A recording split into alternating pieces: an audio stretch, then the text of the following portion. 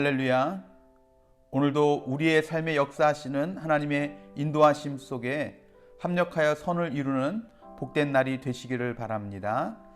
오늘은 다니엘서의 말씀을 읽습니다.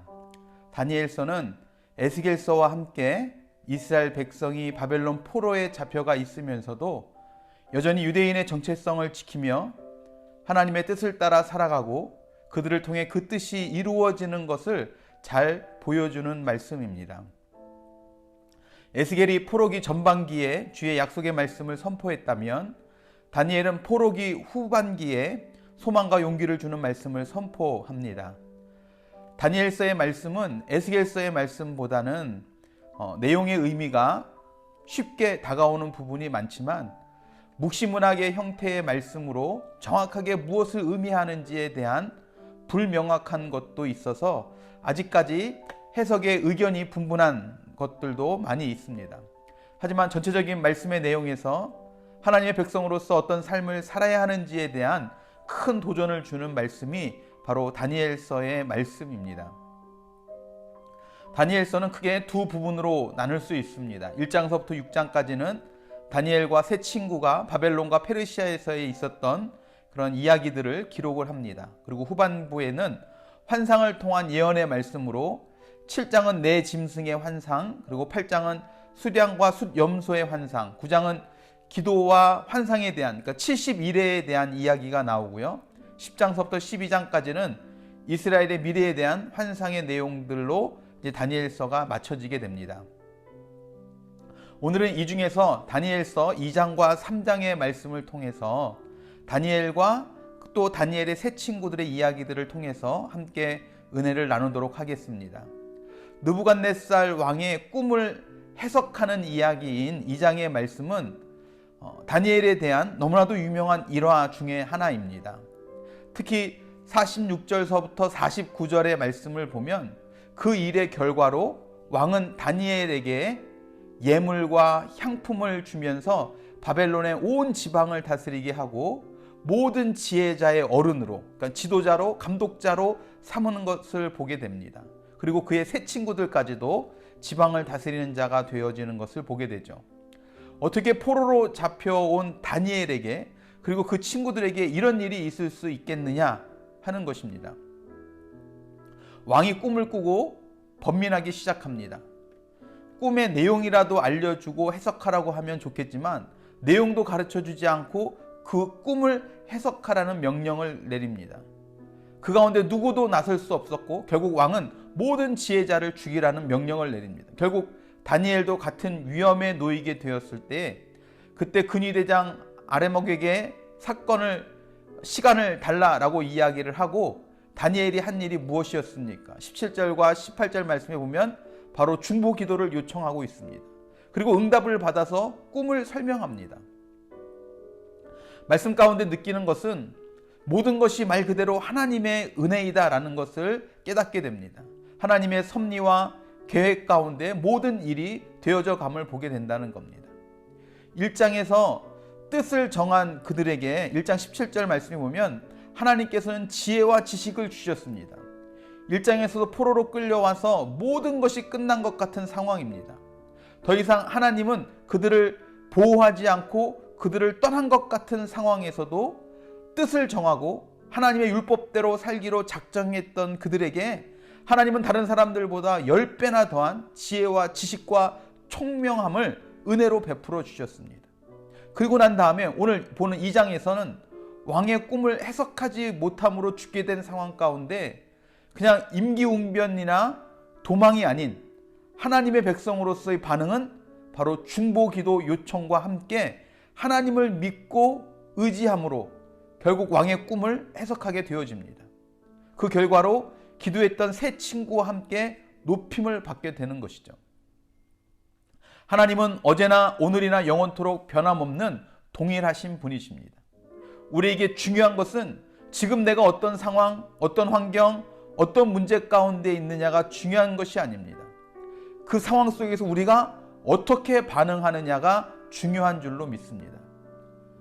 다니엘과 세 친구들이 보여줬던 것처럼, 특별히 다니엘이 보여줬던 것처럼 믿음으로, 기도로, 하나님을 의지함으로 다니엘과 같은 놀라운 은혜의 체험이 있게 되기를 주님의 이름으로 축원합니다. 이어지는 3장의 말씀도 주일학교에서 많이 학생들에게 아이들에게 가르치는 유명한 이야기 중에 하나입니다. 바로 다니엘의 세 친구 사드락과 메삭과 아벳느고에 대한 이야기입니다. 2장의 교훈과 같은 말씀입니다.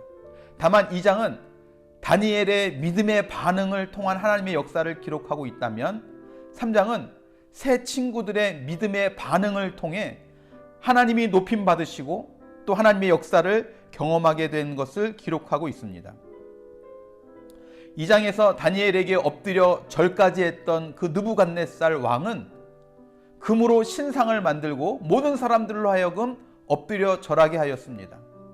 그리고 누구든지 그 신상 앞에서 절하지 않는 자들은 즉시 맹렬히 타는 풀무불 안에 던져 넣을 것이라고 공포합니다. 결국 모든 사람들은 금신상에 절을 하지만 13절서부터 18절까지의 말씀의 내용처럼 다니엘의 세 친구들은 절하기를 거부합니다.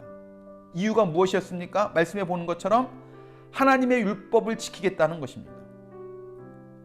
왕 앞에서 반기를 든 것이죠. 결국 19절의 말씀처럼 평소보다 7배나 더 뜨거운 풀무불을 만들었습니다. 얼마나 뜨거웠던지 22절의 말씀을 보면 사드락과 메삭과 아벳느고를 던지려고 했던 사람이 탈 정도였습니다. 그런 풀무불에 던져진 사드락과 메삭과 아벳느고, 우리가 잘 아는 것처럼 머리털 하나 상하지 아니하고 불 속에서 살아나옵니다. 이 모습을 본 왕이 뭐라고 이야기합니까? 결론과도 같은 말씀인데 28절서부터 30절까지의 말씀입니다. 제가 읽어드리도록 하겠습니다. 28절서부터 보면 느부갓네살이 말하여 이르되 사드락과 메삭과 아벳느고의 하나님을 찬송할지로다. 그가 그의 천사를 보내사 자기를 의뢰하고 그들의 몸을 바쳐 왕의 명령을 거역하고 그 하나님 밖에는 다른 신을 섬기지 아니하며 그들에게 절하지 아니한 종들을 구원하셨도다. 그러므로 내가 이제 조서를 내리노니 각 백성과 각 나라와 각 언어를 말하는 자가 모두 사드락과 메삭과 아벳느고의 하나님께 경솔히 말하거든 그 몸을 쪼개고 그 집을 거름터로 삼을지니 이는 이같이 사람을 구원할 다른 신이 없음이니라 하더라. 왕이 드디어 사드락과 메삭과 아벳느고를 바벨론 지방에서 더욱 높이니라 라고 말씀합니다. 왕이 하나님을 찬송하고 높일 뿐만 아니라 이 세 친구들을 더욱 높이게 해주셨다라는 겁니다. 오늘로 말하자면 오히려 승진하게 된 것이죠. 바벨론이라는 세상에서 성도로서 그리스도인으로서 살아간다는 것이 어쩌면 쉬운 일이 아닙니다.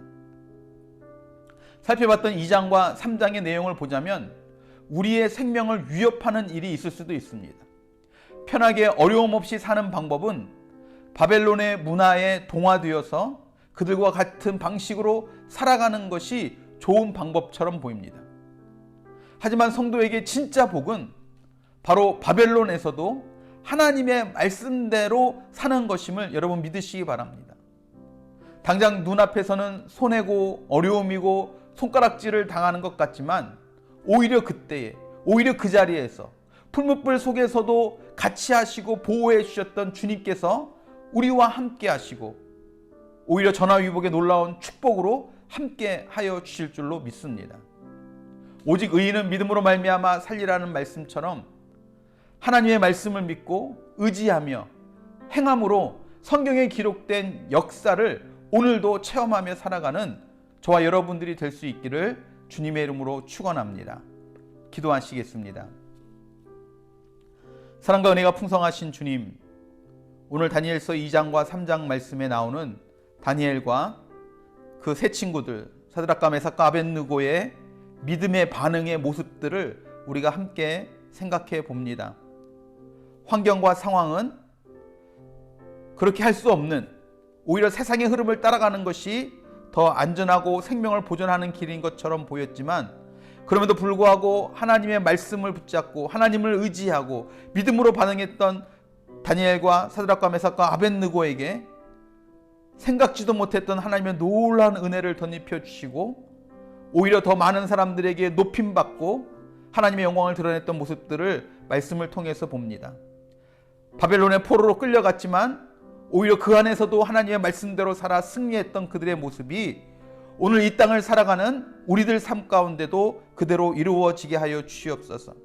바벨론 같은 이 세상 속에서 우리가 살아가지만 이 세상 문화에 동화되어서 똑같은 목적을 가지고 똑같은 목표를 이루기 위해서 똑같은 방법들을 가지고 달려가는 것이 아닌 그리스도인으로서, 하나님의 자녀로서, 성도로서 하나님의 말씀을 붙잡고 하나님의 뜻대로, 하나님의 법대로 행하여 승리하는 우리 모두가 되게 하여 주시옵소서. 하나님, 우리의 힘과 우리의 능력만으로 되지 않음을 고백합니다. 우리의 마음을 강하고 담대케 하여 주시고 있는 곳에서 그 말씀에 순종하며 살아갈 수 있는 힘과 지혜를 더하여 주시옵소서. 다윗과 다니엘에게 허락하셨던 그 지혜와 지식과 총명을 우리들에게도 허락하여 주셔서 하나님, 우리가 이 세상 속에서 정말 지혜롭게 온전히 살아갈 수 있도록 우리 삶 가운데 역사하여 주시옵소서. 오늘 하루가 그와 같은 날이 되기를 소원합니다. 우리가 있는 곳에서 하나님의 영광을 드러내며 지혜롭게 승리하는 믿음의 사람들이 되게 하여 주시옵소서. 그렇게 함께 하실 주님을 찬양하고 기대하며 사랑이 많으신 예수 그리스도의 이름으로 간절히 기도드렸사옵나이다. 아멘. 아멘. 할렐루야. 여러분, 오늘도 주님의 은혜 가운데 세상의 방법과 세상의 사람들이 똑같이 여기는 그 목표들을 향해서만 달려가는 것이 아닌 하나님의 말씀에 순종함으로 하나님이 일하시고 하나님의 영광이 드러나는 귀하고 복된 삶이 되시기를 바랍니다. 그렇게 살아가실 여러분 한 분 한 분 주님의 이름으로 사랑하고 축복하고 또 감사합니다.